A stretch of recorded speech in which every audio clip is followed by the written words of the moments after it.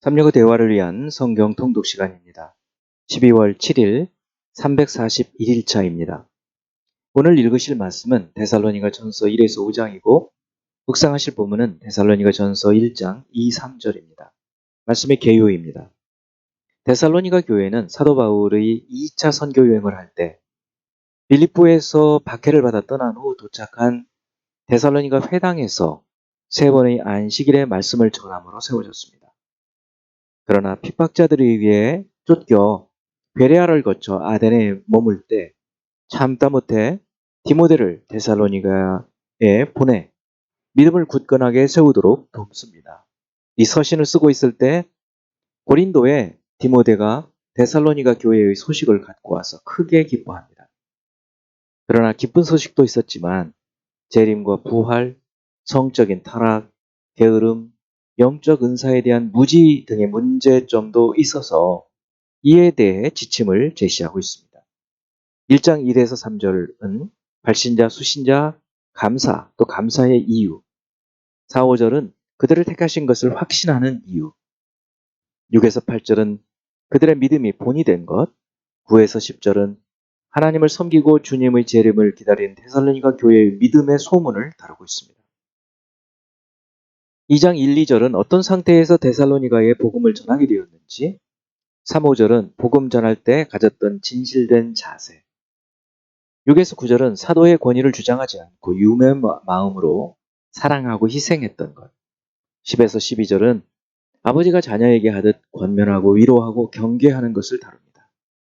13에서 16절은 데살로니가 교인들이 말씀을 받을 때의 자세와 유대인들의 대적과 죄, 17에서 20절은 대면하고 싶은 열망과 사탄이 막은 것과 성도들이 영광과 기쁨임을 밝히고 있고, 3장 1에서 5절은 환난 중에 흔들리지 않도록 디모데를 보냈다는 것, 6에서 10절은 디모데가 돌아와 기쁜 소식을 전하여 위로를 받고 기뻐하며 감사한 것, 11, 13절은 데살로니가 교회를 방문할 수 있게 된 것과 교우들 피차 간에 모든 사람에 대한 사랑이 넘치게 될 것과 주님 재림 때 흠없게 하시기를 간구하고 있습니다. 4장 1에서 8절은 거룩함과 존귀함으로 성적으로 정결하라는 하나님의 뜻을 행하여 하나님을 기쁘시게 하라는 말씀, 9에서 12절은 형제 사랑과 자기 일에 힘써 궁핍함이 없도록 권면하는 것, 13, 14절은 죽은 자들에 대해 주님의 부활하심처럼 그들도 부활할 것을 말하여 위로하고, 15에서 18절은 주님의 강림과 부활의 순서와 항상 주와 함께 있을 것을 말하고 있습니다. 5장 1, 3절은 주님의 강림이 주 밖에 있는 자들에게는 갑자기 이르러 피하지 못할 것임을, 4, 5절은 주 안에 있는 자들에게는 도둑같이 임하지 않아 어둠에 속하지 않을 것, 6에서 8절은 낮에 속하여 깨어 정신 차리고 살아야 할 것을 말합니다. 9에서 10절에서는 예수 그리스도가 우리를 위하여 죽으사 자기와 함께 살게 하셨으니 피차 권면하고 덕을 세우라고 말하고 있고, 12에서 15절은 공동체 가운데에서 서로 어떻게 대해야 할지, 16에서 18절은 항상 범사에 살아야 할 하나님의 뜻, 19에서 22절은 전하는 하나님 말씀에 대해 어떤 태도를 취할 것인지 말하고 있고, 23에서 24절은 데살로니가 성도들을 위한 두 번째 기도, 25에서 28절에서는 자신을 위한 기도를 부탁하고 문안 인사와 축도로 마치고 있습니다. 이제 예수 그리스도를 닮아가고자 하는 우리의 목표를 향한 여행을 위해서 질문하고 대답하는 시간을 갖습니다. 첫 번째 1장 9절, 그들이 우리에 대하여 스스로 말하기를 우리가 어떻게 너희 가운데 들어갔는지와 너희가 어떻게 우상을 버리고 하나님께로 돌아와서 살아계시고 참되신 하나님을 섬기는지와, 여기서 그들은 누구고 그들이 하는 말은 무엇인가요? 그들이는 각처에서 이 데살로니가 교회의 믿음의 소문을 퍼뜨리는 자들입니다. 그들은 첫 번째로 사도 바울 일행이 어떻게 데살로니가 교회에 들어가게 되었는지 말하고 있죠. 빌립보에서 이제 새 안식일 동안 데살로니가에 가서 말씀을 전하게 된 그것을 얘기하는 거겠죠. 둘째, 데살로니가 교회가 어떻게 우상을 버리고 하나님께로 돌아와 섬기는지, 또 주의 강림을 기다리는지, 이런 그 데살로니가 교회의 믿음을 사람들이 퍼뜨리고 있다는 것이죠. 두 번째, 2장 13절. 이러므로 우리가 하나님께 끊임없이 감사함은 너희가 우리에게 들은 바 하나님의 말씀을 받을 때에 사람의 말로 받지 아니하고 하나님의 말씀으로 받음이니 진실로 그러하도다.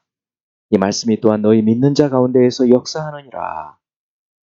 하나님의 말씀을 받을 때에 사람의 말이 아니라 하나님의 말씀으로 받으면 그 말씀이 믿는 자 가운데에서 일을 한다는 말씀입니다. 어떻게 일하실까요? 역사한다는 말은 운동하다, 활동하다 이런 말이죠. 그래서 하나님의 말씀을 믿음으로 받아들이게 되면 그 말씀은 사람의 혼과 영과 관절과 골수를 찔러 쪼개기까지 하며 또 마음의 생각과 뜻을 판단해서 숨겨진 죄를 드러내 회개하게 하고 자신의 악한 행실을 돌이키게 하고 자기 중심적으로 살았던 삶을 한탄하고 이웃과 하나님을 사랑하게 하고 하나님을 세상을 보는 관점 자체를 바꾸어 놓는 그런 활동들이 바로 하나님 말씀이 행하시는 일입니다. 세 번째, 3장 5절. 이러므로 나도 참다 못하여 너희 믿음을 알기 위하여 그를 보내었노니 이는 혹 시험하는 자가 너희를 시험하여 우리 수고를 헛되게 할까 하매니. 자, 당시 여러 상황을 볼 때 시험하는 자는 어떤 사람들이었을까요? 2차 선교 여행을 하던 중에 사도 일행이 새 안식일에 데살로니가 유대인 회당에서 예수 그리스도를 전했을 때 경건한 헬라인의 큰 무리와 적지 아니한 귀부인이 따랐다고 했습니다. 그런데 그때 유대인들이 시기해서 시장에 불량배들을 데리고 성을 소동하게 하죠.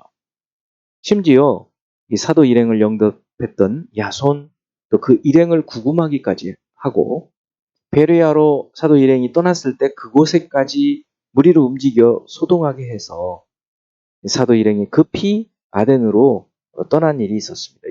이런 것을 미루어 볼 때 여기 시험하는 자들은 데살로니가에 있는 유대인들로 생각이 되어지죠.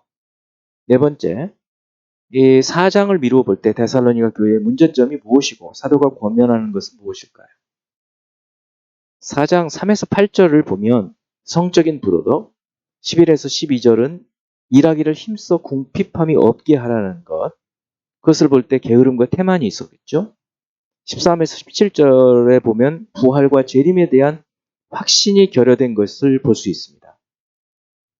자, 이런 점에서 성적으로 성결하고 부지런히 일하고 주님의 재림처럼 성도들도 재림한다는, 부활한다는 것을 믿고 살라. 주님의 부활하심처럼 성도들도 부활한다는 것을 믿고 살라는 그런 말씀입니다. 5장 19, 22절의 명령은 성도 개인과 교회에서 일하시는 성령의 은사 가운데 예언에 관한 말씀이죠. 예언의 은사는 하나님의 말씀을 받아 전하는 것을 의미하는 것인데 이 구절들은 어떻게 예언의 은사와 관련되어 있을까요? 성령을 소멸한다는 것은 성령의 활동을 억제하는 것입니다. 말씀을 들을 때 성령의 마음으로 죄책감이 들거나 무언가 하라는 말씀이 들 때 그 마음을 억제하는 것과 같습니다. 예언을 멸시한다는 것은 이 선포되는 말씀을 인정하지 않고 무시하는 것이지요. 오늘날 목회자는 말씀을 전한다는 점에서 예언자라고 할 수 있는데요. 이 선포되는 말씀을 듣기를 거부하는 것은 그 한 예라고 할 수 있겠죠. 범사에 헤아려 좋은 것을 취하는 것은 예언의 말씀도 분별하라는 것입니다. 또 악은 모든 모양이라도 버리라는 말은 진리를 왜곡하는 거짓 예언으로부터 떠나라는 말씀이죠. 이제 한 구절의 말씀 묵상하며 교훈으로 삼고 기도하는 시간을 갖습니다. 5장 23절. 평강의 하나님이 친히 너희를 온전히 거룩하게 하시고 또 너희의 온 영과 혼과 몸이 우리 주 예수 그리스도께서 강림하실 때에 흠없게 보존되기를 원하노라. 예수 그리스도께서 재림하실 때 우리의 영혼 육이 거룩하고 흠없게 되기를 간절히 기도하고 있는 내용입니다. 우리가 온전히 시작된 그 구원이 온전히 이루어지도록 성화의 과정에 힘쓰도록 말하고 있는 그런 구절이죠. 기도하겠습니다. 사랑하는 하나님 아버지, 우리를 구원하시되 끝까지 구원을 이루시는 하나님을 찬양합니다. 주의 인도하심과 주님의 동행하심으로 성령께서 그리스도 예수의 재림하시는 날까지 몸과 영과 혼이 온전히 흠없게 보존하게 하실 것을 믿습니다. 이 주의 말씀을 따라서 행하는 저희들이 되도록 인도하여 주시옵소서. 예수 그리스도 이름으로 기도합니다. 아멘.